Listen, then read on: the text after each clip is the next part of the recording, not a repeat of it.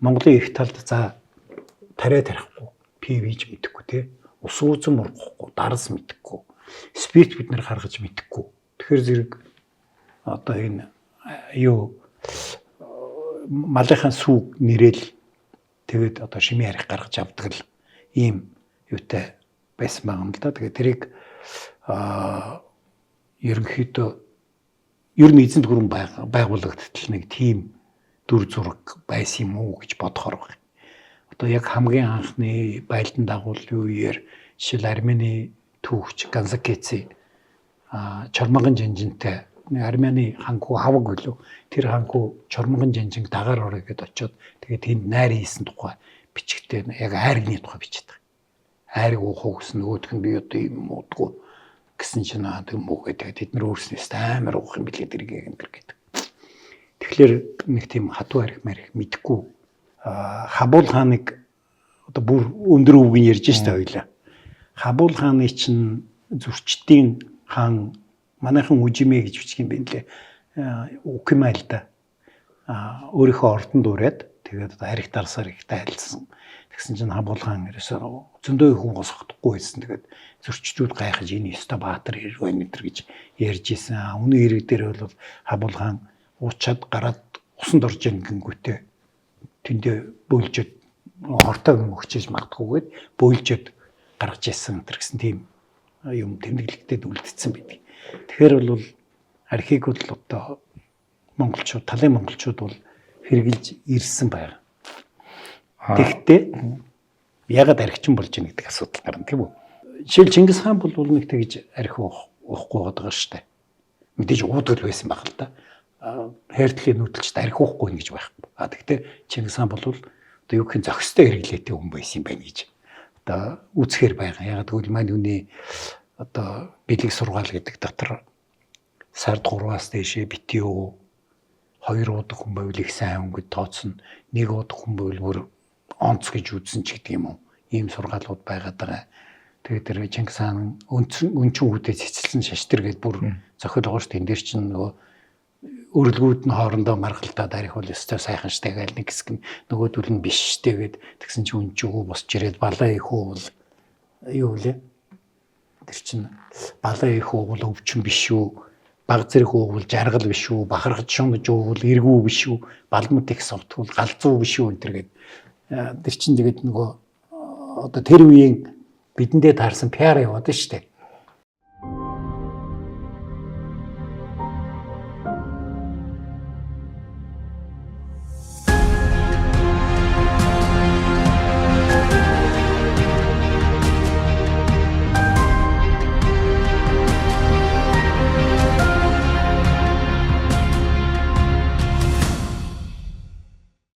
Сайн байцгаана уу сонсогчдоо Монголын гихцэн түүх подкаст ээлж дугаар хэлж байна. За өмнөх сард монголчууд ба дарны түүх гэдэг нэг тэрийг бас үзэгчид их гайхаад дайрын хааны тухай юм шиг дүрмийн алдаатай харагдаад их сонио комментүүд ирсэн байлээ. За өнөөдрийн нэвтрүүлэг бол танир өөрөөр ч хэлүүлээ юу вэ? Архива монголчууд гэдэг нэвтрүүлэг. Ер нь бол ингээд бидний мэддэг эд зүйлс тэр Монголын түүхтэй яаж холбогддгийг гэдэг утгаараа хоёрдугаарт бас тийм нэг гэгдсэн гэдэг концепцээр юуг нь гээгээд юуг нь буруу ойлгоо яваад байгаа. Бас тэрийг нэг ярих зүйтэй. Өмнөх подкаст дээр нэг архиан тавьж ярих гэсэн бас одоо хоёлаа архины эсрэг юм ярих гэж юм ч удаа архи тавиад сурталчилгаа болж штэ. Тэгээ би хар цомсон үзсэн байгаа үстэй ер нь нэг эвгүй юм ярих гэдэг байгаа дэр. Би бас нөгөө санаа зовоод Denk Farm хамтарч байна гэж хэлэх бас хэцүү болчиход байгаа шүү үзэгчтэй. За архины түүхийн талаар анхны их сурвалж материалуудын аль улсаас гаралтай. Угаадаа бүгд л зэрэг ихсэн байлгүй дээ. Одоо л их стратегийн түүх хэд учраас. Нэгдүгээр арх гэдэг бол ер нь хүн төрөлхтөн одоо хүн төрөлхтний түүх баг эхлэхэд л арх цуг эхэлж байгаа. Гэхдээ одоо бидний ойлгодог арх биш л дээ. Хамгийн эхлээд пив гарч байгаа. Яг бол нөгөө тариа тарж эхэлж штэ. Тэгээ нэг салан нөхөр устай савн тариагаа мартцсан. Тэгээ жоохон байж байгаа нөгөөх нь исээд тэгээд тэрийг нь уугаад үтсэн чинь пив гараад ирж байгаа байхгүй. За амар бүдүүлэг дүүхэн тайлбарлалаа. Гэхдээ ер нь зүгээр ингээд түүхээс аваад үзэхэд бол бүр бүр Египт Шумерийн үед пив хэрэгэлдэг байсан тухай баримтууд гарч эхэлж байгаа. Би тэгээ нарталтай ийм зураг тавиад байгаа нь Египтийн хоёр бурхан пив барьчаад энэ хамбар биш шүү. Тэгээ зөөр ингэж яаж байгаа зураг тавьчихсан. Тэгээд харж байхад бол нийтийн тооллоос өмнө 8000 жилийн тэртет одоо өөрөөр хэлбэл өнөөдрийн биднээс 100000 жилийн өмнө пив хэрэгжилж ийсэн гэдэг баримтууд гарч харагддаг. Тэр байтугай одоо хүндрэлтний түүхэнд хамгийн анхны хууль гэж Хаммурапийн хууль гэж байдаг штэ. Энд чинь нийтийн тоотлын өмнөх 1750 онд бичигдсэнийг баг нь байдаг шнэ. Сэлцэн. Тэр 236 заалттай хууль л да. Тэрэн дотор архитай холбоотой 4 заалт орсон баг. Яг голцоо худалдааг нь журмалсан. Тэгэхээр зэрэг одоо жишээлбэл 4000 жилийн тэртээ бол анхны хуулинд бичих хэмжээний харилцаа үүссэн байсан л гэсэн үг шүү дээ, тий. Тэгээ би энэ дүрсийг яагаад тавьсан гэхэлэр одоо тэгээд бид нар л мэдгүй байгаа болохоос биш юу штэ. Бид нар л мэдгүй байгаа болохоос жишээлбэл Египтийн пирамидыг барьсан хүмүүс бол боолууд биш байхгүй юу? Хөлсний ажилчид. Тэгээд тэдний цалинг тавьж исэн баримтуудыг сүүлд эрдэмтэд олоод үзсэн чинь өдөрт 4 литр пив цалинд нь өгдөг байсан байна тий. Тэр үед бол тэрийг нэгт арх гэж үзэж байгаа шүү. Тэр чинь нэгдүгээр амар тижээлтэй хүн хөдөлмөр хэрэглэж байгаа хүмүүст ийм тижээлтэй шингэн өгж штэ. Тэгээд их эртний гэдэг нь одоо Библийн сударт чинь архины тухай зөндөө юу ярьсан байдаг юм л та. Жишээл Ной чинь нөгөө хүн төрлөختөн сөнөд тэг яг нэг том онгоцон дээр гэр бүлээ авч гараад тий. Тэгээд ингээд амьтдыг аварлаа барилаа гэдэг штэ. Тэгээ яаж хүн төрлөختөн дараа нь үржих үү? Октод нөхөр олдохгүй үстэй. Тэгээд Библийн судар дээр аавыгаа арх болгох согтоож байгаа харилцаанд ороод тэгээд ингээ хүүхдэд төрсөн гэдэг бичсэн. Гэх мэт. Тэгээ согтуу байх юм бол юу ч хийж мэдэн шүү гэдэг л санаа байгаад байгаа. Гэх мэт ийм ер нь бол одоо Египтийг судалсан улсуудын одоо үзэж байгаагаар болвол 17 төрлийн шар хайраг 24 төрлийн усан үзмийн дарс Египтэд хэрэгэлдэг байсан байна гэдэг. Тэгэхээр ер нь бол мэдхээр барахгүй их төрлөөр нь ингэж хийдэг байсан байх нь шүү дээ. Энд ч одоо нийтийн тоотлын өмнөх 3400-аад оны үе гэхээр одоогийнхоос 5400 жилийн тэртээ хамгийн анхны үйлдвэр нь олдсон. Үйлдвэр нь тийм настай юм байна гэж тогтоосон байна. За тэгээд ойрхон орнууд Иран хавцаа бол нөгөө усан үзэн бургадах газар. Тэгээд тэнд бол дарс одоо анх үүссэн. За тэр баг яаж үүснэ ойлгомжтой байх л да. Хороос нь жимсэн нэг газар мартаад тэгээд тэн эсээд тэгээд тэндээс их гоё дарс гард юм байна гэж мэдсэн болов уу гэж бодоод байгаа. Энтгэхт бол жишээлбэл Сура гэдэг нэртэй арх байсан ч гэдэг юм уу. Гэхдээ архийг зохион бүтээсэн хүмүүс ч нь бол юу штэ. Одоо бидний уугаад байгаа энэ хатуу арх биш штэ. Энэ хатуу архийг зохион бүтээсэн хүмүүс бол арабууд. Хатуу арх гэдэг нь водка гэж байна уу? Одоо водка, виски, коньяк одоо бүгдийн. Гараад сүндөртөө. Тий. Яг нь спирт гэдэг юм чинь эхлээд хийх хэрэгтэй штэ. Нөгөөдөл нь бол пивч бол яг удаа тэгэхээр нөгөө нэг одоо юу гэдгийг хөх тариач юм уу тэрэнд ингээ юм болж байгаад эсгээд гаргачихж जैन. Усан үзэн бол дарж байгаад эсгээ гаргачихж जैन. Спирт гэдэг юм чинь заавал ялгаж авах хэрэгтэй байхгүй. Тэгээ тэр ялгаж авсан хүмүүс нь бол арабууд. Мусульман шашинтай арабууд. Яах гэж? Гэхдээ алкохол гэж үг байна шүү дээ. Эн чинь алкохол гэж араб үг. Сурма. Яг тэгвэл тэр нөгөө юу нэрж спирт хийдэг одоо савыг сурмагаар хийдэг гэсэн. Сурма гэж нэг төрлийн металл шүү дээ. Тэгээд тэрнээс болоод алкохол гэдэг үг нь тэгээд нөгөө Европ руу шилжчихад алкохол болоод хувирцсан байхгүй. Энэ нийтийн тоотлын өмнөх 1-р зуунд Коптын Мария гэдэг эмэгтэй анх энэ спиртийг гаргаж авсан гэж судар дээр бичсэн байна. Копт гэхээр энэ чи Египтэд байгаа эмэгтэй. Хоёрдугаар Копт гэхээр наа чин грек хүүхэн баггүй. Алхимч хүүхэн байна. Тэгээд дараа нь ингээд цаашаа үзэх юм бол арабын алхимчд бол яаж спиртийг нэрдэг тухай судрууд дээр их бичсэн байгаа. Энэ Абу Муса ибн Хаян гэж эрдэмтэн байгаа. Энэ бол одоо цэвэр спирт гарах нэрдэг аппарат зохион бүтээсэн хүн байгаа юм. За тэгээд Авиценна, Жабир ибн Хаян, Аль-Кинди гэдэг арабын нэртэй эрдэмтдийн бүтээл дотор бол яаж спирт нэрэх үү гэдгийг айгүй тодорхой бичсэн байдаг. Тэгвэл уудгүй байсан байгаа арабууд. Эний чинь нэг үнэртэй ус хийхэд хэрэгэлдэг. Эсвэл одоо эмчилгээний зорилгоор хэрэгэлдэг. Тийм байсан байхгүй. Ер нь бол 14 5 дугаар 100 хүртэл бол архи чинь дэлгүүр зардаггүй байсан шүү дээ. Аптек зардаг байсан. Дэлгүүр байгаагүй л үү? Гэхдээ дэлгүүр байлгүй яхад вэ? Аптек зардаг тэгээд архи чинь депресс эмчлэх юм гэж нэрлэдэг байсан байна. Одоос нь тэр зориулт нь хэврэл байгаа л. Тэр зориулт яг хэврээ. Ер нь бол тэгээд энийг юуны загалмайтны аяндаа гэж болсон шүү дээ 11-р 100-д. Тэгээд тэр загалмайтны аян дайны үеэр Европын араб руу дайрч орохдоо энэ алкогол гэдэг юм байд юм байна гэж мэдээд Европт авчихсан юм байдаг. Тэгээд Европ бол өмнө нь мэдээж хэрэг юу пив юу хоёр хэрэгэлдэг л байсан л да. Дарс энэ тэр. Дарс хэрэгэлдэг. Одоо Европ ингээ харах юм бол Итали, Франц гэдэг дарсны бүс. Тэгээ хойшоогоо явах юм бол Герман гэдэг ихээр пивний бүс болчихж байгаа шүү дээ. Тэр нь их сайн муудач биш. Нөгөө хойшоогоо хүүтэн цаг агаартай болоод ирэхэр чинь усан үзэн мурахгүй шүү дээ. Өмнө талдаа бол усан үзэн мургадаг. Одоо ромчууд, грекчүүд болвол жишээлхэд пивийг их дорд үздэг. Хүмүүсээ даагуур гаралтай хүмүүсийн ундаа. Бид нар бол одоо дарс унаа гэдэг ч юм уу. Ийм байдалтай байсан байгаа. Тэгээд дараа нь арабуудаас нөгөө нээдэг аппарат аваад за эхлээд бол мэдээж тэр чинь нөгөө эмчилгээнд хэрэгэлдэг. Одоо нөгөө арх гэж ойлгохгүй байгаа шүү дээ. Эмчилгээнд хэрэглээ тэр байтугай Навар гэдэг Испани нэг мужи байдсан шүү дээ. Тэрний ван Догшин Карл гэж нөхөр нөгөө спиртээр компресс тавьж хагаад гал алдаад шатаад өгсөн чинь тийм тохиолдлууд бол байсан. Тэгэхдээ дундад зууны Европт бол энэ алкохолыг тээж ирсэн хүмүүс нь бол лам нар. Яг жижиг лам. Христийн шин лам нар. Тий, христийн шин лам нар. Араб бас наач бүрстэ бүтэн бантан болж явж байна. Архины төвч өөрөө тийм л дээ. Тэгээд ингээд яадаг үйл шүү дээ чи сүм байгуулчих штэ. Сүмд байгаа лам чи ингээд ном уншаал гэн тий.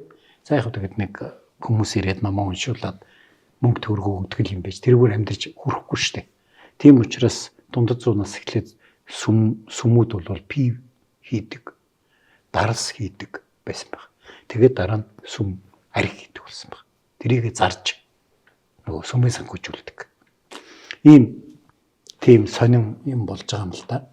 Тэгээд нөгөө нэрдэг аппарат бий болчихгонгууд аажмаар Францад виногоо нэрээд коньяк гарч эхлэгч гэдэг юм уу тий?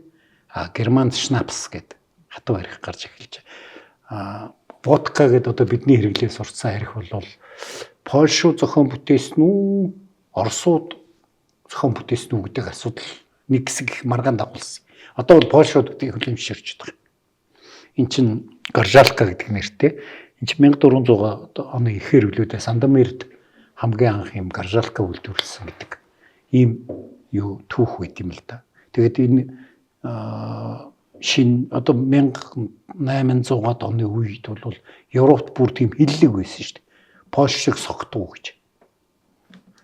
Испани дайны тийм банкын мөнгө согтуу байдаг нөхдүүд одоогийн Оросуудыг нэг тийм арх удаг согтуу мөгтөө гэж ярьдаг шүү дээ. Тэр шиг Польшуудыг тэр үед тэгдэг байсан байхгүй. Тэр үедээ Испани дайны үед Наполеон нэг байлдаанд цэргээ ор гэдгсэн чинь маршлууд нь үгүй ийшээ чи ер нь солиотой хүн л орох байх гэдгсэн чинь Польшууд дайрж ороод согтуу айхаа мэдхгүй тэгээд нөгөө испанчуудыг чинь буцахгүй тэгээд тэрний дараа Наполеон халдартай өгүүлсэн гэж байна. Тэгвэл манай зэргүүд бүгдээрээ энэ Польшчууд согтуу байгаасаа гэж.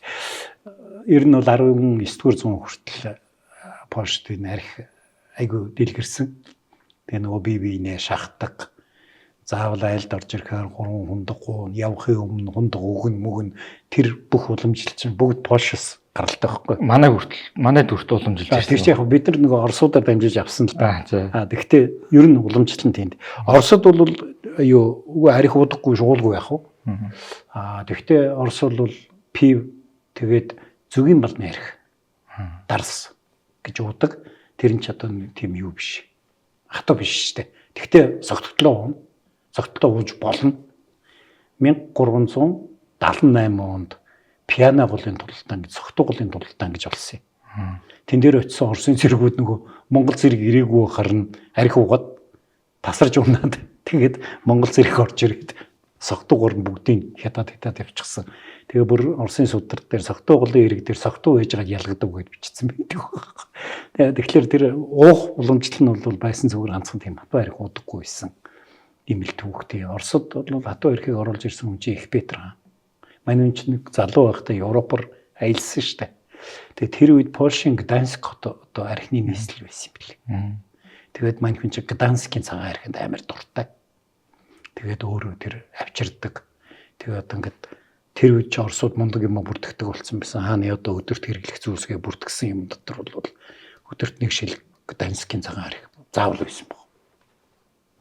Тэгээд Петр хааны охин Елизавета бол бас өдөрт нэг шилийг хэрэглэдэг. Яг тэр үед шил нь арай том байсан юм шиг маань 500 грамыг бол одоогийн биднийхээр хагас литрийг бол хэрэглэдэг байсан баг.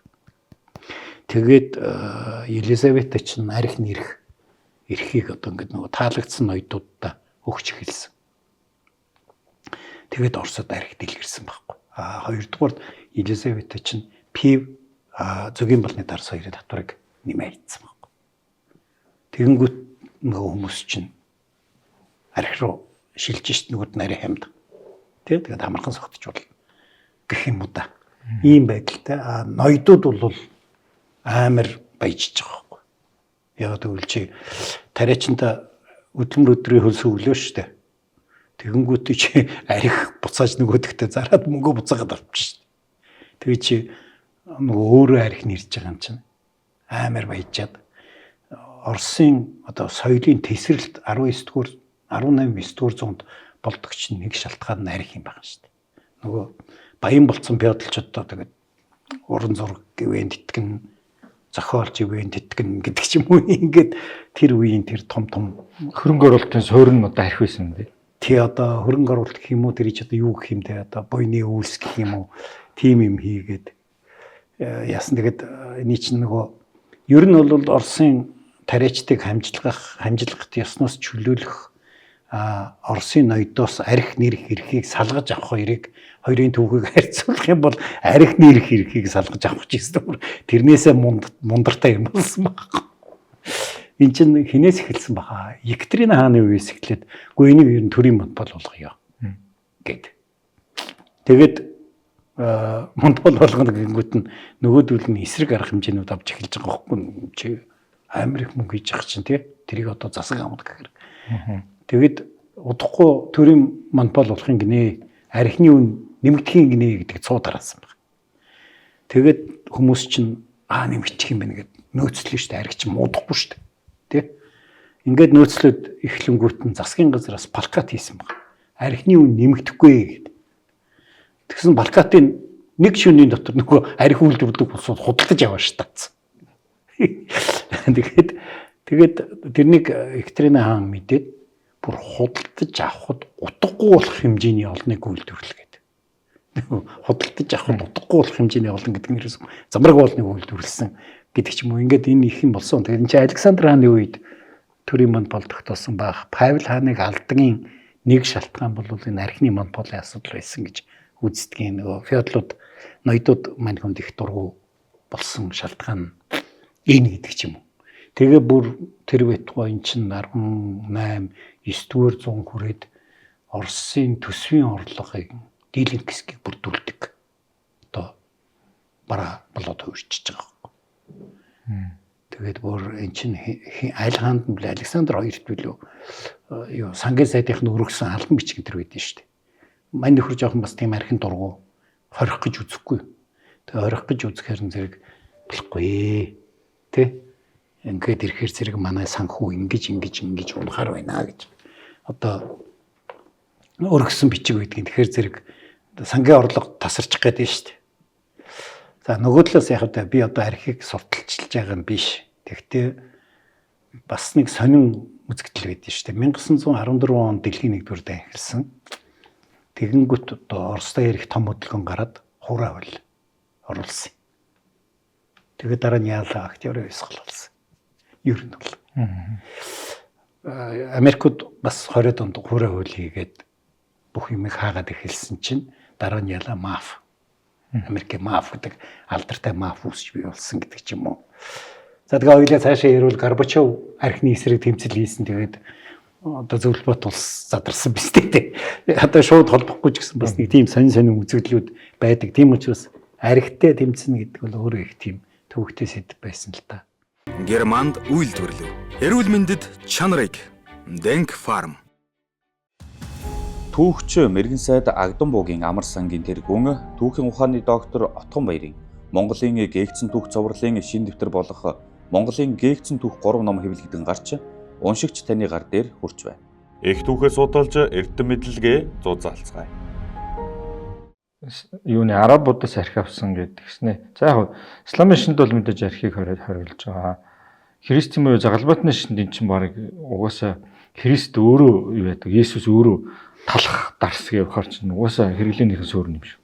Тэгээ дарсыг нөгөө Христийн цус гэж үздэг л дээ. Тэгээ яг хэрэглээний суурь яг ер нь бол мөн л төө. Тэгээд энэ чинь тэгвэл энэ дундад зуунд ингэж их архины хэрэглээ замраагүй байсан. Одоо энэ түүхийг бас нэг юм ойлгох хэрэгтэй байгаа. Ус их муу байсан. Тэгээд халдвар авахгүй тулд хоёрдугаарт бас хүмүүс чинь нэг юм анзаарсан байгаа. Хар тахлын үед архи хэрэглэсэн хүмүүс баг тусч ийн гэдгийг бас анзаарсан байгаа. Тэр чинь бас ингээд нэг тийм ариутгалын үүрэг гүйцэтгээд байна гэдгийг анзаарсан. Тийм учраас одоо дундад зууны Лондон Мондонгийн тухай тэр үед бичсэн чи Чарльз Диккенсийн армаануудыг үзэр нүл архицсан хүмүүс, жин уусан хүмүүс л байгаа шүү дээ. Тэгээ тэр бол нөгөө цааталтаа тэр үеийн архич бас одоогийнх шиг тийм 38-40 градус биш шүү дээ. 18-20 градус гэд зөөлөв. Тэгээ тийм байсан. Тэгээд энэ бол бас нэг тийм септик одоо ариутгалын журмаар хэрэгэлдэг ийм зүйл байсан. Хятад соёл байна. Хятад бол цагаан будааны архи. Одоо энэ бол бүр бас л одоо хятадыг ярих юм бол бас л 10,000 жилийн илүү өмнөх юм ярих. Анх үүссэн гэж ярих юм бол тэр үед одоо хятадын түүхэнд байдаг анхны улс Шан, Жоо гэдэг улс байдаг шүү дээ. Яг тийм улс байсан юм уу, домог юм уу гэдгийг нь одоо бас нэг хэзэл тогтоож чадаагүй. Тэгэхдээ тэр улсын хаадууд дотор ингээд архинд ороод тэгээд одоо хятадын хаанч нөгөө Тэнгэрийн ивэлэр одоо хаан болж байгаа шүү дээ. Тэр Тэнгэрийн ивэлийг алдсан тэргсэн домогтой хаадууд айгүй их байдаг байхгүй. Тэгэхээр зэрэг хятад бол энэ бас соёл Европоос тусдаагаар ингэж нэвтэрч орсон ийм зүйл харагдаад байгаа юм л да.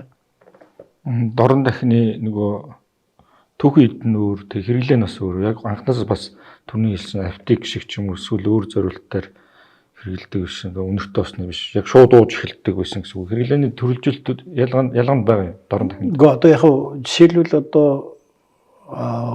нүүдэлчд энэ гүүний саамыг боловсруулж айраг хийдэг, айрагнаас арих гаргаж авдаг ч гэдэг юм уу.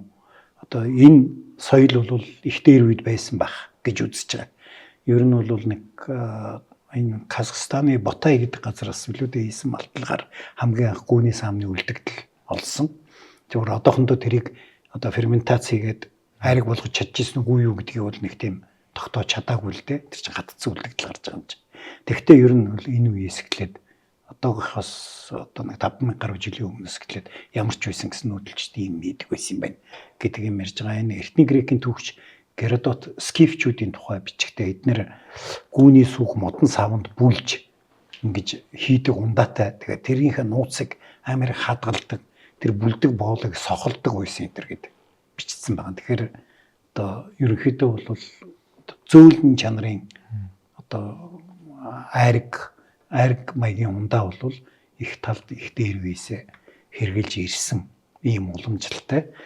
Хатуу арх бол нөгөө эзэнт гүрэн байгуулад газрын одоо эдэ ундааг авч эхлэхээр л нэвтэрж эхэлж байгаа юм. Арх гэдэг үг чи өөрөө монгол үг биш шүү дээ.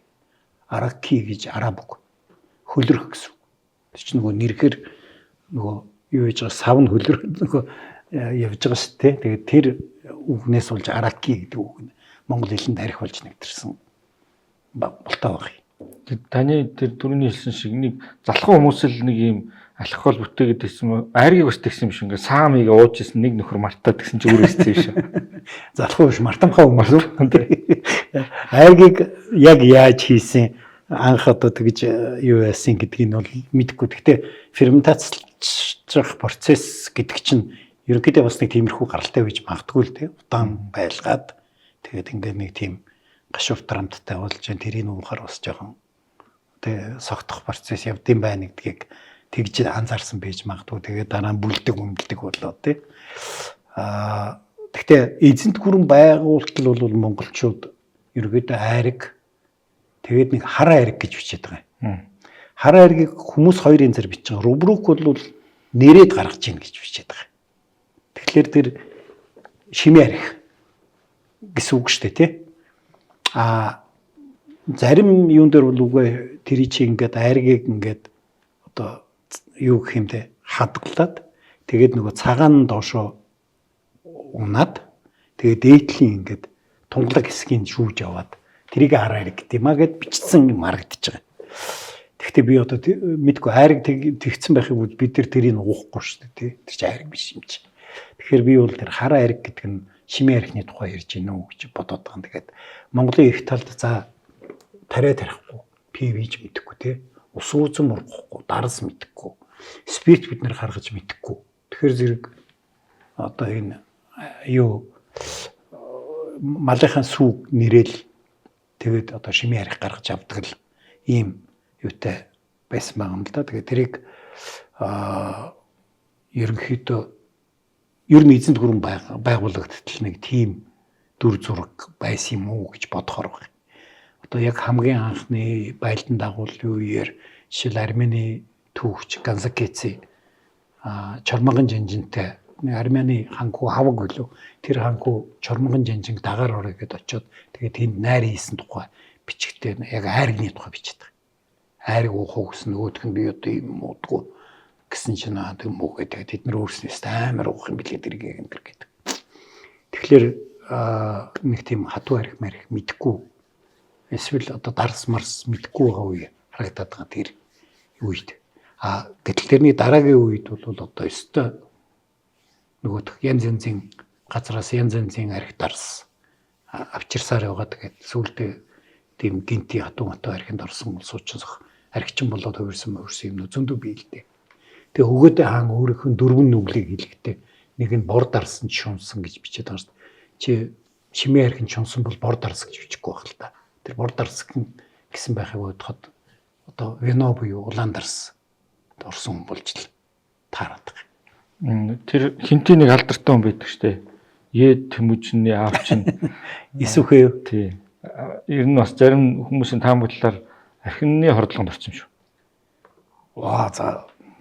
За архины хордлогонд ороод хүн өвчин гэж. Тэгвэл тэр чи одоо амар олон хоног тасарж унтлаа ууж иж тэгэх байлгүй дээ. Би бол мэдээж хор уусан баг. Тэр бол юу баг. Хабул хааныг одоо бүр өндөр үгийн ярьж штэ хоёлаа. Хабул хааны чинь зөрчдийн хаан манайхан үжимэ гэж бичих юм байна лээ. Үкмэл да. Өөрийнхөө ордонд ураад тэгээд одоо арх дарсаар ихтэй айлсан. Тэгсэн чинь Хабул хаан ерөөсөө зөндөө хүн госохдохгүй байсан. Тэгээд зөрчдүүд гайхаж энэ ёстой баатар хэрэг байна гэдэр гэж ярьж исэн. Үнэн хэрэг дээр бол Хабул хаан уучаад гараад усанд орж ирэнгүүтээ тэндээ бөөлжөд хортой мөхчиж магадгүйгээд бөөлжөд гаргаж исэн гэсэн тийм юм тэмдэглэгдээд үлдсэн байдаг. Тэгэхээр бол архийг бол одоо монголчууд, талын монголчууд бол хэрэгжилж ирсэн байна. Тэгэхдээ ягаад архичин болж ийн гэдэг асуудал гарна тийм үү? Тэ нэг хүнийг гэлтгүү Польш орсуудыг архичин гэлтгүү монголчуудын талаар түүхэнд бас хангалттай тийм баримт байдаг шүү дээ. Тийм тэгэхдээ нюанс бий. Жишээлбэл чи шимээ арх уудаг хүн бай. Одоо шимээ архичин сөөлөх шүү дээ. Тэ? тэгээд бас нэлийн хэмжээгээр уужиж согтсон штэ. Тэгсэн дэрий чинь вискигээр солилцоод өгөө. Тэгээ хоёулаа шимээ арихны дозоор виски уувал баларна үсттэй тий. Яг тэр шиг юм болсон юм байна гэж би хараад байхгүй. Яг л тэр 2 дугаар үеэсээ эхлээд архичин болоо л тий. Ингэж байгаагийн цааталт нь нөгөө өмнө нь арх гэдэг юм хэрэглэхдээ их хэмжээгээр хэрэгэлдэг. Гэхдээ тэр нь юм зөөлхөн юм байсан улсууд чинь гинт пир гэдэл. Чи тэгэд одоо улаандарс шимээ архины дозоор уух юм бол тэгэл балар шүү дээ. Тэ? Пив гайгүй гэж магадгүй. Пивийг тэгж уулаа гэхэд гайгүй. Улаандарсыг тэгж уувал тэгээд пив шиг уувал тэгээд өвхөн үсттэй. Тэг яг тэрнтэй адилхан процесс болсон болов уу гэж бодоод байгаа. Тэгэд жишээл Чингис хаан бол нэг тэгж арх уухгүй байгаа шүү дээ. Мэдээж уудаг байсан байх л да. Хайртлын нүүдэлчд арх уухгүй гэж байхгүй. Тэгтээ Чингис хаан бол одоо юу гэх зохистой хэрэглээтэй хүн байсан юм байна гэж одоо үзэхээр байгаа. Яг тэгвэл маань үний одоо бэлэг сургаал гэдэг дотор сард 3-аас дээшээ битүү 2 удаг хүн байвал их сайн өнгөд тооцно. 1 удаг хүн байвал бүр онц гэж үзсэн ч гэдэг юм уу. Ийм сургаалууд байгаад байгаа. Тэгээд тэр Чингис хаан өнчин үүдээ цэцэлсэн шаштар гэдээ бүр зохиол байгаа шүү дээ. Энд дэр чинь нөгөө өрөлгүүд нь хоорондоо маргалтаад арих бол өстой сайхан штэ гээл нэг хэсэг нь нөгөөдөл нь биш штэ гэд тэгсэн чинь үнчгүү босч ирээд балаа их уу бол юу вэ? Тэр чинь балаа их уу бол өвчин биш үү? Баг зэрэг уу бол жаргал биш үү? Бахархаж шунгаж уу бол эргүү биш үү? Балмут их сувтгал галзуу биш үү? Энтэр гэд тэр чинь тэгээд нөгөө одоо тэр үеийн бидэндээ таарсан пиар яваад штэ. Тааруулж уу гэд Зохистой хэрэглээ. Тий, зохистой хэрэглээ гэд эзэн хаан хүртэл тэгж хэлээд нь штэ. Тийм. Нөгөө талаас харахад тэр чинь нөгөө их стэйцэн хэрэглээ байхгүй. Гөрхөө энгийн ард бол нөгөө шимээ юм л ууж байгаа штэ. Тэгээ тэрийг өөртөө тааруулаад уун. Ер нь бол арх гэдэг бол хүүтэн бүст илүү тархсан ээж штэ. Дулаацах зорилттой байхгүй да. Энтгэгт би их олон жил амьдэрсэн. Жишээл энтгэгт бол арх уухгүй шүү дээ. Энтгчүүд арх ууж мэдэггүй. Тэгээ нэг 100 г уучвал тасраа умчна. Бид нар ч бол нэг тийм тоохгүй шүү дээ. Тэгээ ингээд гямлаа уул руу өгсөд явахаар балбууд уугаад эхэлдэг байхгүй. Тэгэхээр зэрэг тэр ч бас нэг цагаагаарын нөлөө бас байгаад байгаа. Ноёдууд үл яах вэ? Тэгээ архичийн хүнтэй шүү дээ. Тэр үедээ. Одоо эн чинь юу байгаа 1221 онд Монгол руу хүнс зөөж явсан Тэмээжинтэй таарсан хятад туршимд бичгтээ Тяншан уулын цаанаас баруун зүгээс 2000 ли газраас энэ хүнс архийг зөөж авчирдгаа гэж. 2000 ли гэдэг 1000 гаруй километр л те. Нэг ли чинь 458 м гэдэг баг. Тэгээд тийм учраас 8 удгуурл 50 фунт мөнгө болж байна гэж. 8 удгуурл гэдэг нь 45 кг. Одоо шуудай гурал 50 фунт мөнгө болж байна гэж бичсэн байна. Тэгэхээр тэр чинь арх тэгэд тээжэр нь яг баруун зүгээс дундаа заслаа авчирч яана л да. Тэгээд дарс авчирна гэсэн үг шүү дээ. Тэгэхээр тэрийг бол бас тийм дурын нөхөр аваад уучдаг. Одоо тийм бүтээгдэхүүн биш байгаа байхгүй. Яг мэдээж өгөөдөө хаан тэр бол ямар хэмжээгээр ууж байгаа нь ойлгомжтой. Өгөөдөө хундах гэж нөгөө манайхны тунд яриа байдаг шүү дээ. Тэр чинь нөгөө өгөөдөө арх уугаад нөгөө ахыгаа очих дандаа сохтуу байгаад байдаг. Тэгэхээр зэрэг цагаатай чи ер нь 3 хундахаас дээш битгий уу гэдэг. Тэгээд дараа нь эргээд ирсэн чинь дахиад сохтуу байж байгаа. Нөгөө би чамайг 3 хундаас л битгий уу гэсэн штэ гэсэн чинь нёгийгээ барахгүй байна гэдэг ийм том хундаг гаргасан гэдэг чинь нөгөө өгөөдөө хундаг гэдэг. Хэмжээ тоогийн хязгаарлалцхлаар хэмжээгээр нэмчихдэг. Тийм юмнууд байсан. Зүгээр монголчууд ийм ташраараа архичд байсан гэсэн нэг тиймэрхүү юм бас өрөндийнхэн их бичээд байгаа. Би бол тэн дээр жоохон эргэлздэг юм би. Яг нүүдэлчд бол одоо нэг тийм баяр нь одоо нийлж сайхан найр наадам хийх штэ. Ер нь бол 2 хөөд цугулж байгаа штэ. Найр ихэд нэг цуглан, ханг ихэд нэг цуглан. Тийм ээ. Тэгээд тэр найр наадмынхаа үед бие бинийгээ хүндэтгэж дайрагтаар суудаг, барьдаг. Тэр соёл бол нүүдэлчдийн дунд байдаг. Тэгээд одоо ямар исламын шашинтай хүмүүс биш арх ууж болохгүй гэдэг тийм хязгаарлалт байхгүй. Тийм учраас монголчууд бол ууна. Тэгтээ тэгээ бүр бүгдээрээ тийм амар аригчин байсан юм гэхэлэр би арай өөр юм бодоод байгаа. Жишээл энэнийг бичиж үлдээсэн улсууд ба штэ. Плана Карпиничи Францискан лам. Гийом де Рубрук ч бас Францискан лам. Энэ лам нар чинь өөрснөө арих уухгүй шашнаасаа болоод арих уудахгүй хүмүүс штэ. Тэгээ тийм хүмүүс ирээд монголчуудыг харсан чийсэн. Лүү аригчид сууж байгаа байхгүй нөгөөдөл. Тэгээ нөгөөдөл чинь гайхаж бичээд байгаа юм чинь амар юм болж байна. Амар ууд юм байна гэдэг. Ибн Батута бас монголчууд ингэж арих уудаг гэж бичсэн мэт. Тэгэхээр Ибн Батута чинь Мароккогийн араб байхгүй. Тэр чинь өөрөө исламын шашинтай арих уудаг хүн биш штэ. Тийм соёл нь биш хүмүүс байхгүй. Тийм учраас тэр хүмүүсийн нүдэн дээр л бид нэг одоо монголчууд гэж нэг амар аригчид гэсэн баг. Гэтэ уудаг л байсан байх л да. Чингис хааны хэлдгэр 3 удаа сард 3 удаа уувал тэгээд болж штэ гэдэг чинь 3 удаа бол тэр чинь зүгээр нэг ингээд амсаа тавихыг хэлж байгаа юм биш штэ. 3 удаа уу гэдэг чинь нэг сайн хард дискээр ресет хийх уухыг хэлж байгаа байхгүй.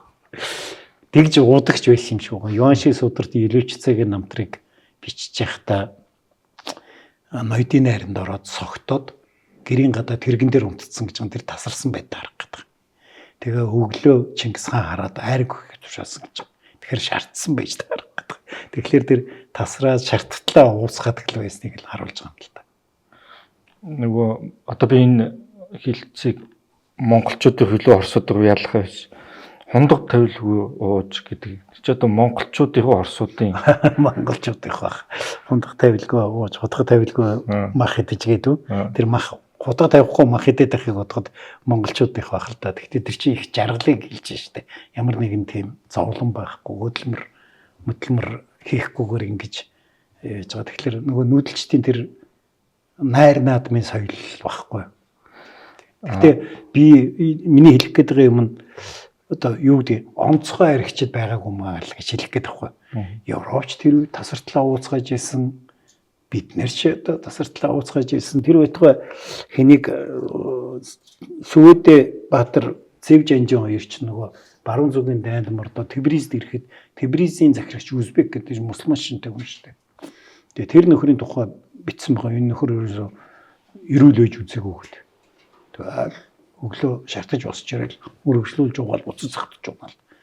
Бүтэн хотын захирагч. Гэхдээ тэр согтуу толгойд бас буугаад өгч ухаан хүрсэн байгаа маань тэр чи Цэвсүвэдэ хоёрт бууж өгөөд дараа нэг согтуудаа эсрэг байлдана гэж өвчгнүүд тэнгууд нь Монгол зэрэг буцаад ирсэн чинь дахиж бууж өгөөд тэгэхээр тэр бас согтуу хүн сохрох хүн гэж бас нэг юм байна тий.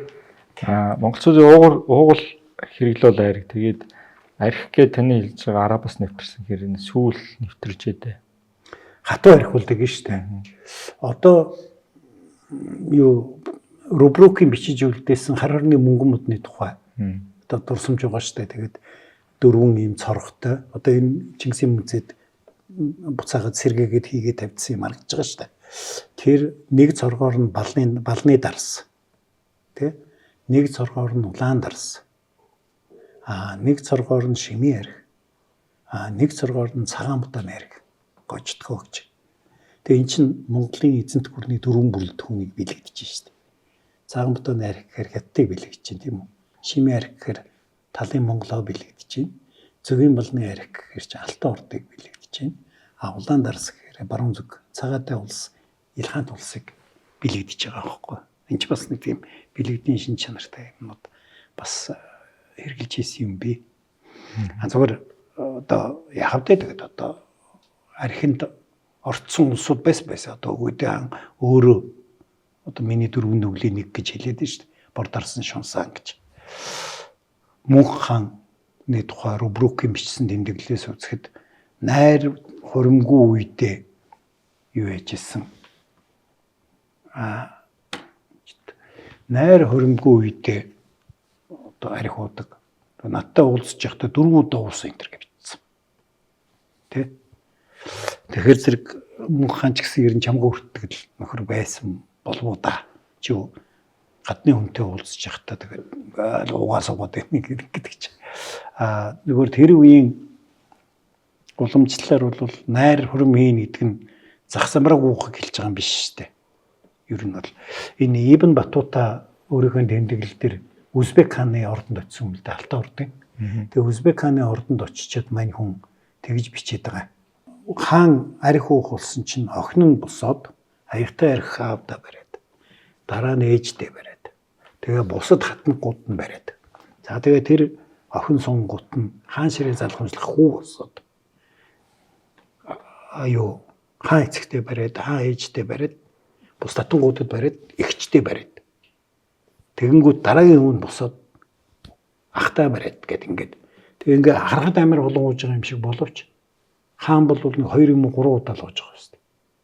Тэгээд дараа нь ингээ хүүд нөгөөд тэрний дотлын хүүд нөгөөд ингээд төмтийн ноён хаан хүүд өгөөд дараа нь мянгатын ноён төмтийн ноёнд өгөөд ингэж ууж байгаа байхгүй. Тэгэхээр юу гэдгийг тийм амар зах самбараагүй архитектик гэхэд бас арай биш. Бас архины соёлтой. Соёлтой өөрийн гэсэн мундаг соёлтой. Тэгээд Ибн Батута бичсэн байгаа энэ одоо Узбек хаан гэдэг чинь мусульман штэй исламын шинд орцсон үе штэй. Тэгээ одоо эдгээр чинь ингээд Рамадан сар болж байхад мацаг сар болж байхад ингээд арх уугаад мах идэх юм гэдэг. Тэгэхээр Ханафит гэдэг урсгалыг шүтдэг учраас эднэрт одоо энэ асуудал биш юм байна гэж бичсэн байдгийн. Тэгээд дараа нь эн чинь мань хүн бичсэн байгаа даа. Баасан гарагийн мөргөл үлдэх болоод сүмдэр очиод ингээд хүлээж исэн чинь албатууд нь хааны арх гараагүй учраас ирэхгүй баха энэ гэж ярьсан гэж. Тэгэхээр тэр мөргөлөө хаян одоо юу яадаг байсан гэсэн үг шүү дээ. Энэ юуны Хувлаа хааны ордонд яаж арх удах байсан тухай Марко Поло бичсэн байна. Тэгээд чи ингээд 2 м хагас өндөртэй тийм алтадмал дөрвөлжин авдар байна. Тэгээд тэрийг ингээд нээгээд ийм том ваартай дарснууд гаргаж ирээд нэг ваар нь бол 8-аас 10 гэр хүн уухад хангалттай гэж.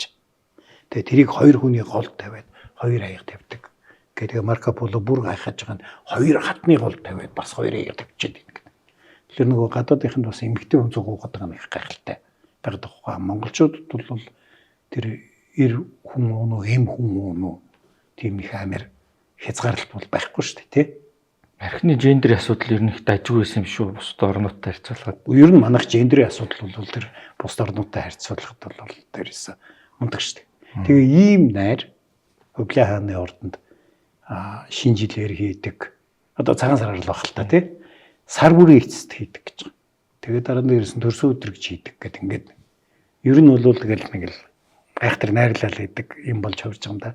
Тэгээ тэр Франческо Пеголотти гэж нэг худалдаачны бичсэн юмыг үзээд энэ Джон Майсон Смит гэдэг Берклигийн их сургуулийн профессор байдгийн тэр тооцож үзээд өдөрт хар ойрон хотод 1000 тонн будаа арх 2 очдөг байсан юм байна гэж.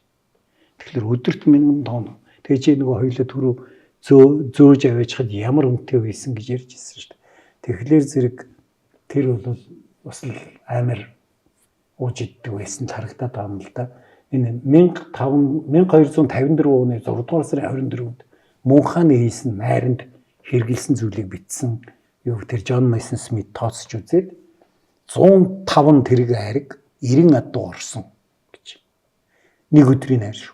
Адуу тий идчихэж байгаа юм. Идж байгаа тий. Тэгэхээр 10 тонн адууны мах 52 тонн хайрыг нэг өдөр хэрэглэж байна гэж. Ингэж үзэж байгаа байхгүй. Энд ч бас айхтар юу яаж байгаа. Тэр байтугай нөгөө арабын ертөнцид очсон байгаа Илхад байгаа шүү дээ. Тэд нар чинь арх уугаад байгаа. Мусульмануудын дунд орчоод тэр байтугай энэ Газан хаан баха. Энэ одоо юунууд хангхүү гүнжнэр хитргийн их зардал зарж байна. Одоо энийг хязгаарлал гэдэг хязгаарлах юмын жагсаасан дотор Шарап хаанагийн зардлыг хасагдсан байна. Шарап хаана гэдэг нь дарсны хадлах байхгүй.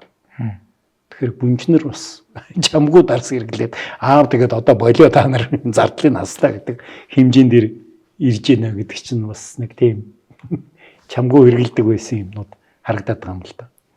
Зарим түүхчид монголчуудын хаадууд, ялангуяа залууд өнгөрсөн хаадууд архины хордлогоос л болж одоо мажисан гэдэг хэр бодтой. Та ч бол хэрэглээгүй гэж байгаа юм шиг эсвэл бүр л үнэ архицсан байсан юм аа гэх гэдэг. Бүгдээрээ архицсан байсан зүгээр нэгийг бити тэгж ад үзэдэл гэж хэлж байгаа шүү дээ. Би чи юу бол хэлж байгаа. Тэр нэг Европч аригч юм байсан адилхан. Энд юу Тебризийн захирагч гэсэн өдөр болгол арих хуужсэн гэл бичээстэй байгаа шүү дээ. За тэр марзганах ч яах вэ? Ер нь бол яг манай энэ өрөндийн судлаачд бол Монголын хаадын нас богино байгааг архитай холбож бичсэн хүмүүс байдаг. За яг Чингис хаан 60-аар 64-т нас орлоо. 63-т нас орлоо. За Хувлын хаан нэг 80 төгссөн. За бусд нь бол тэгээд ер нь 50 давсан их хавар. Тэгэхдээ энийг зөвхөн архитай холбож үзэх жоохон дутуу санагдаад байгаа. Одоо энэ судалгаанаас үзэхэд Юан гүрэн бол 110 жил оршин тогтносон. 1260-аас 1370 гэж үтэй. Тэгээд тэнд бол 10 хаан байсан. Тэрний 110 жилийн 40-ийг өглөө дангараа хаанчилж байгаа шүү дээ. Үлдсэн 70 жилд нь 10 хаан. Тэгэхээр одоо бас нэр богино юм харагдаад байгаа.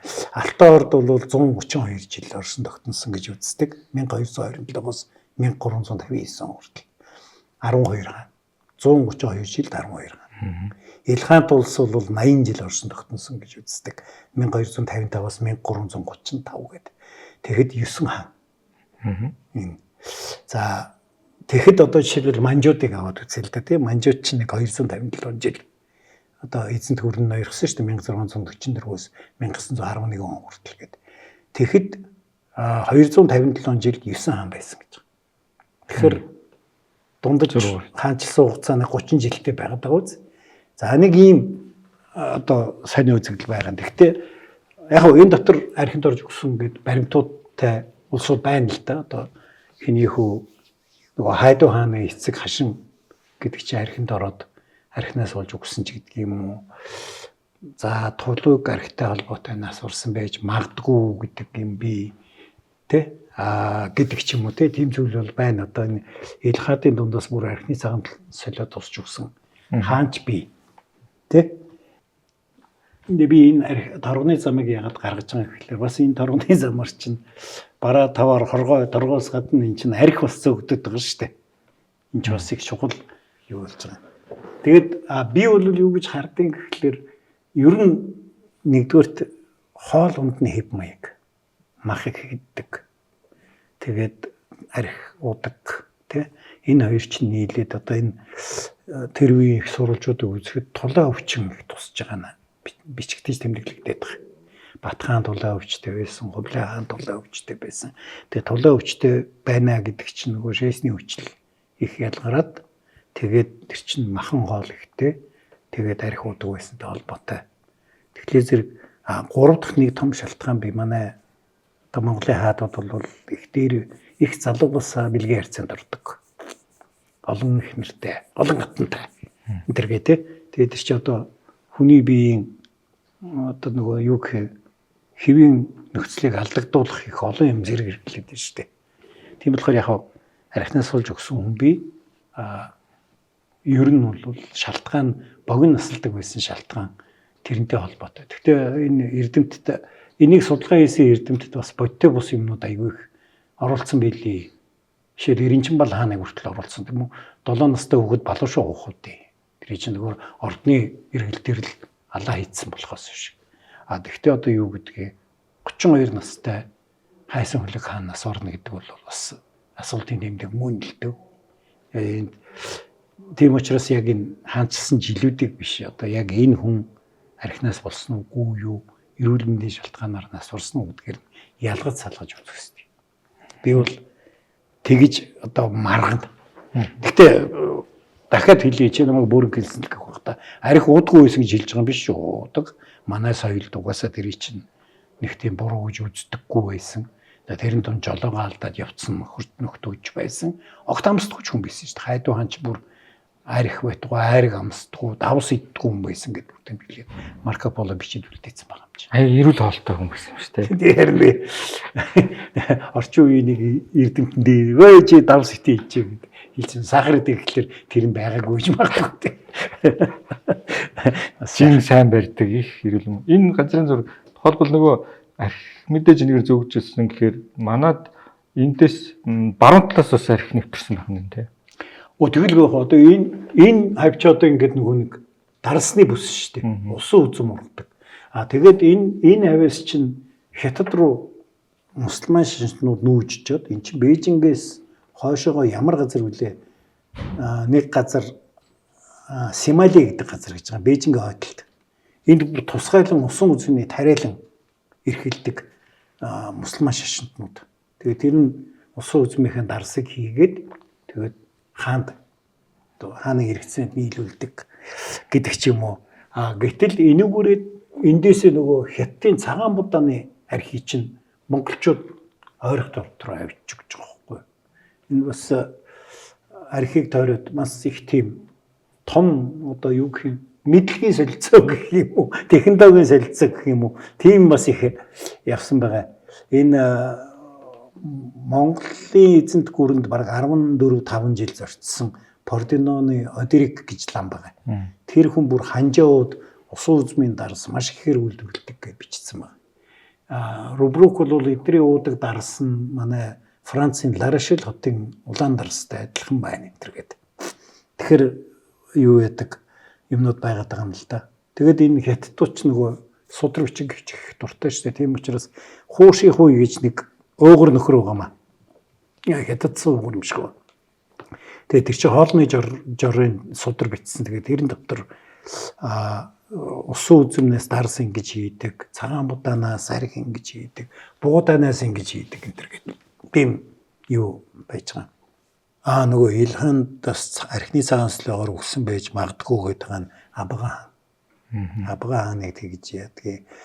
Үлзит Илхадас Үлзит хаан чинь бас нэг тийм хотоод гэдсний өвчнөөр өгсөн. Гэхдээ тэр хоол уусруулах замын өвчин архинаас гаралтай байсан гэж ингэж бичсэн юм бид. Аргун хаан бол ер нь бие муутай хүн байсан юм билээ. Тийм учраас мань нөгөө янз бүрийн юм уух дуртай. Одоо Denk Pharma-га нэг рекламчгүй хамаагүй юм битгий уугаараа тэр эмчин жороор л ууж байгаа гэж аргун хаан чи хөхөр мөнгө устай юм ууж байгаа хордоод өгсөн юм баггүй. Германд үйлдвэрлэв. Эрүүл мэндэд чанарыг Denk Pharm. Монголчууд дарь бүтээгүй бас мэдээж архивч бүтээгүй юм байна. Гэхдээ дамжуулах үүрэг гүйцэтгсэн биш бас. Солилцооны. Тийм технологийн ингээд дамжуулах үүрэг гүйцэтгсэн архив бүтээгээгүй гэж мэдгүй. Одоо шими архийг тал хэн анх бүтээснийг би одоо хэлж мэдэхгүй. Одоо их талын баруун хэсэгт бүтээсэн үү, зүүн хэсэгт бүтээсэн үү, скифүүдийг одоо грекийн түүхч бичиж тэмдэглэж үлдээснээр бол баруун хэсэгт юм шиг. Тэгэхдээ яг тэ бас бич тэмдэглэж үлдээсэн грекүүд өөртөө ойрхон улсуудыг л бичсэн шүү дээ. Ямар грек нь Монголын талд ирж монголчууд гэж нэг юм үсэт юм байна гэж бичихгүй шүү дээ. Хятадууд бол нэг бичээгүй байгаа. Хятадууд харин нэрээ тийм арх монголчууд архичд гэж бичдэг. Өөрснөө ухсаа гэлтэй. Адилхан удаг. Тийм болохоор за манайх ч юм энэ ч юуг нь ад үзэхвтэйгээд тэгээд би тэндээс болоод гээ Монголд ирсэн лам нар чинь ингээ бичээд байна шүү дээ л гэж хэлээд байгаа байхгүй. Тэр хатууд арх гэж хэлээд байгаа спиртийн хэрэглээний технологи мэддэг гэсэн юм шүү. Архийг нэрээд арц, борц, хорц, хор гэдэг. Тий. Төвшин нахад байна тий. Борц гэдэг бүр цаашаа хор хүртэл нэрж байгаа ш дахин нэрээд. Тэр бол одоо бас манайхны нэг юу байсан баг. Тэгтээ яг манайх ч яг үү тэгээд дараа нь юу дундад 100 тэгээд тэрнээс цаашаа бол нэг хятадас арх импортлдог. Тийм ч учраас миглүү, ганзай гэтэр гэдэг байгаа чинь бүгд юу штэ. Хятад архины нэр штэ. Орос арх хятад арх хоёр юугаар ялгаадаг мэднэ штэ. Орос арх ч бол спирт толчиж байгаа штэ. Устай. Хятад арх бол нэрж гаргадаг байхгүй. Тийм учраас хятадууд орос архийг одоо юу гэж түүхэн арх гэд нэрлэдэг. Хятадч өөрснөө нэрж гаргаж байгаа байхгүй. Технологи гэж жоохон ялгаатай. 40 градус гэдэг чинь сайндайч биш. Менделеев одоо нөгөө үйлэг системийн бүтээдэг. Менделеев чинь докторийн диссертацийг бол спирт архины одоо зохистой харьцаа гэсэн сэдвээр хамгаалсан хүн шүү дээ. Гэхдээ мань хүн 40 градус гэж гаргаагүй юм билээ. 38 градус гэж гаргасан юм билээ. 36 градус гэж гаргасан юм билээ. 36 градустай байхад бол хамгийн тогтвортой холцуулж байна гэж судалж гаргасан байхгүй. Тэгэхдээ Оросууд 40 градусаар архи хийдэг болсон. Тэр нь яасан гэхэлээ нөгөө тэр үед татварыг градусын хэмжээгээр авдаг гэсэн байна. Тэгэхээр өндөр дотор авахд бол архины градусыг өндөр байлгаад байгаа чинь төсвийн орлого одоо чухал биш шүү дээ. Тэгээд юу большевикууд бол архинд их дургуй байсан. Ленин их дургуй байсан. Тийм учраас 1917 оны Октябрь хувьсгалын дараа бол архийг нэг хэсэг хорьсон шүү дээ. Ер нь бол. Тэгээд эн чин Сталины үед архийг буцаагаад тавьсан. Яг гэвэл одоо зөвлөлд орсон улс ажил үйлдвэржих хэрэгтэй байсан. Тэгээ асар том төсвийн орлого тэнд чи явж байгаа. Сталины хэлсэн үг гэдэг шүү дээ. Архинаас ирсэн орлогоор улаан армийг зэвсгэлье гэж. Чи арим зэвсгэх хэмжээний орлого ирж шүү дээ. Амар том орлого байхгүй. Хоёрдугаар данд нөгөө цэргүүд өгдөгөөс нэмэгдэл чинь дулаацах зорилго юм уу? Тэгээд таны хэлж байгаагаар тий юу штэ тэр чинь 1940 оны зөвлөлт Финляндийн дайны үед анх удаага 100 г өгч гэсэн штэ. Тэгээд чи зөвлөлт Финляндийн дай 40 оны өвөл болж байгаа дайн окоп төрхөд засан дунд цэргүүд байж байгаа штэ. Тэгэхээр тэдний чи хөлдөөж алахгүй тулд нормын 100 г өгч гэлсэн баггүй. Тэгээд дараа нь тэр их орны дайны үед одоо нийтийн хэрэглээ болоод явцсан. Зүгээр цэрэгт архи өгдөг бол бүр хаант орсон үед ч байсан. Хуурай хөл гартал бол өгдөг тийм нормын архи байсан байхгүй. Тэгээд тэрийг бол тийм хүмүүс бол ингээд зүрхийн жангалж байгаад байлдаанд оруулах гэж тэр биш дулаацах зорилгоор хэрэгэлдэг байсан юм байна лээ. Ер нь бол хал цэргүүдийн дуртгалаас үзэхэд бол шин цэргүүд л энэс болж багталтай штэ гэсэн баг нөгөө архи хэрэггүрт нь уугаад тэгээд байлдаанд ороод алгачдаг.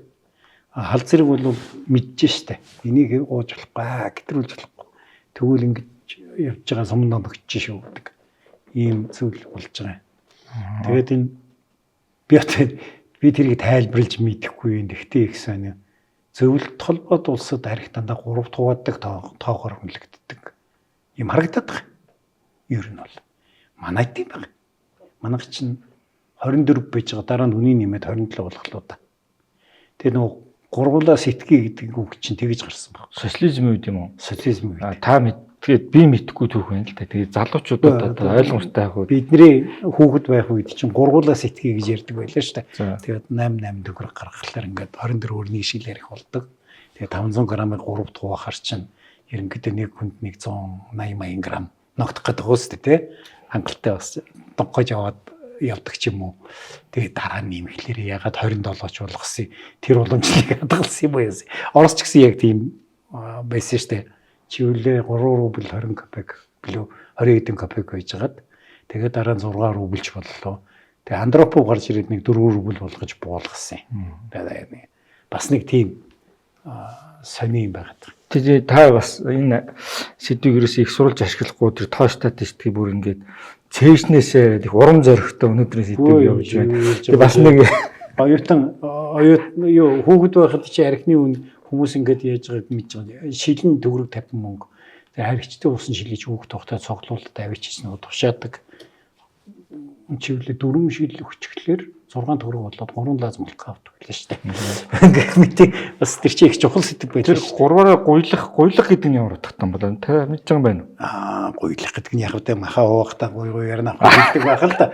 Зүгээр манайх бас тэгж гуруулаа гэж 3 хуваагддаг тоогоор гуйлдаг байсан баг. Зүгээр бидний хувьд бол энэ бид нар бол мэдээж үеийн үед нөгөө хятад архи уудаг байсан байгаа л да. Тийм учраас мэглүү ганцай гэд нэрлэгдээд байгаа. Дараа нь ардын хувьсгалын дараа энэ одоо апгүй хэдэн онд байгуулагдсан бол ерөнхийд нэг 22-3 оны үед л байгуулагдсан байна гэж би хараад байгаа. Яг бол хамгийн анхны архин зоовч чинь энэ барилгачтай Талбайдар байсан байхгүй. Тэгээд сангийн яамны зөвлөх Путин гэж нөхөр тэр нөгөө бодоотой мунталцдаг. Путин биш үсттэй. Путин. Бодоотой мунталцдаг гар. Тэр чинь хурж ирж харангуут үгүй та нар одоо болилдоо энэ хотын төвдөө архин зоодоо тавьчихсан байгаа. Наадах ядаж голын цаана гаргалтаа анч. Галт өмөр гарвал яах юм гээд. Тэгвэл гол дээр тулаад унтрах хэрэгтэй шүү дээ. Төмөр чинь. Тэгээд юу үлээ гэдгсэн чинь тэр үед богдхаанаас орцсон. Тэгээ богдхааны хамгаалтын 80 төв зэрэг байсан шүү дээ. Тэр зэргүүд чинь нөгөө хаанаас орцсон учраас нутаг үтцсэн. Тэгээ тэр зэргийн хуаран сул байхгүй. Тэгэнгүүт нь тэнд архин зоодыг авчи байршуулсан. Одоогийн Апо компани богдын музей хайжаад байгаад байгаа тийм учиртай. Энд чи хотын төвд байна шүү дээ. Гарах хэрэгтэй юм шүү дээ. Одоо л хотын төв болгочод байгаа байхгүй. Хоёулаа нэг тийм боломжийн спонсор басангүй хийж болохгүй. За марцхан чи. Гэхдээ ер нь бол ийм сонин уламжлалууд байж байгаа. Тэгээд сүүлд нь бол одоо мөнгөний нэгж болсон шүү дээ. Хүн амтнд тосолохоор архиар гарын цайлгадаг. Мөнгө өгч болохгүй. Нэгдүгээр мөнгө чинь чавар. Хоёрдугаар түүний ажлыг үнэлэхэд хэцүү тий. Тэгэл тос болсон бол маяг аль нэг шил архи өгдөг. Социализмын юм тэрнээс өмнө социализм үү тий. Тэгээд ийм уламжилчин сүлдээ тогтсон шүү дээ. Би зүгээр яг үнийг хэлэхэд бидний нийтээр жоохон хамаагүй архи удаг болцсныг бол би 90 онтой холбож боддог. 90 онд нөгөө хүн соврдод картын бараа гэдэг юм гарч ирээд тэгээ картын бараа гарч чинь юу вэ? 2 шил архи сард өгдөг байсан. Тэг чи архи удахгүй чи архи авахгүй шүү дээ тий. Цалингараа. Тэгсэн чинь уудгууч байсан чамд картаар чинь 2 шил архи өгчөж байгаа юм чинь. Тэг амьдралч хүнд байсан. Тэгээд уцгаас нь болов гэж би боддгийг. Яг зардаг ч хүн байсан л да. Тэгээд тэрүүгээр чинь шагийн архи гэдэг чинь анх гарсан байхгүй. Мэдээж архич өөрөө хэрэглээний үед хязгаарлалтай байх хэрэгтэй бүтээгдэхүүн. Тэгээд архины хууль хязгаарлалтууд гарч ирсэн байх хэрэгтэй Монголд. Америк Орос гэлтгүү. Тэгээд Америк Орос ер нь хаанч архины хуурай хууль амжилтанд хүрж исэн түүх байхгүй. Юм бэйли харж яхад. Тэр нөгөө хэрэглээг нь зохистой болгох тухай асуудал гэвэл нэг хэрэгтэй. Одоо тэгээд архитай тэмцээд зөвлбөд ус тарчлаа гэд би тоглоом шоглоомор хэлээд нь шүү дээ тий.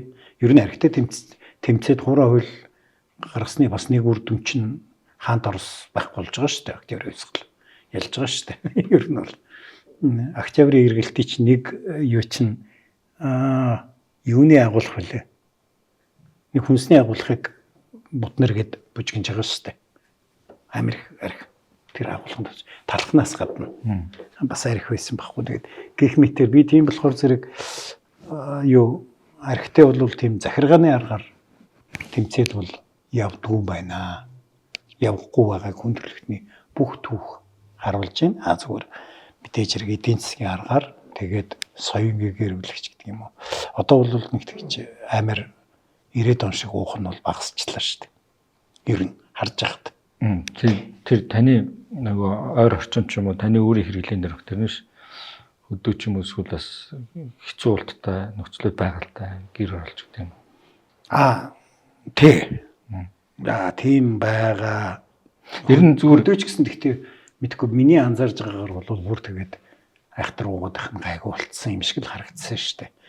Зүгээр ингээд нэг ордог гардаг үе байна уу гэж надад харагдаад байгаа. Би түрүү нөгөө Польш шиг согтуу өнтер гэдэг үг хүртэл гарсан гэж яриадсэн шүү дээ. Тэгээ 19-р зуун хүрээд Польшод ухаа бичиж байгаа шүү дээ.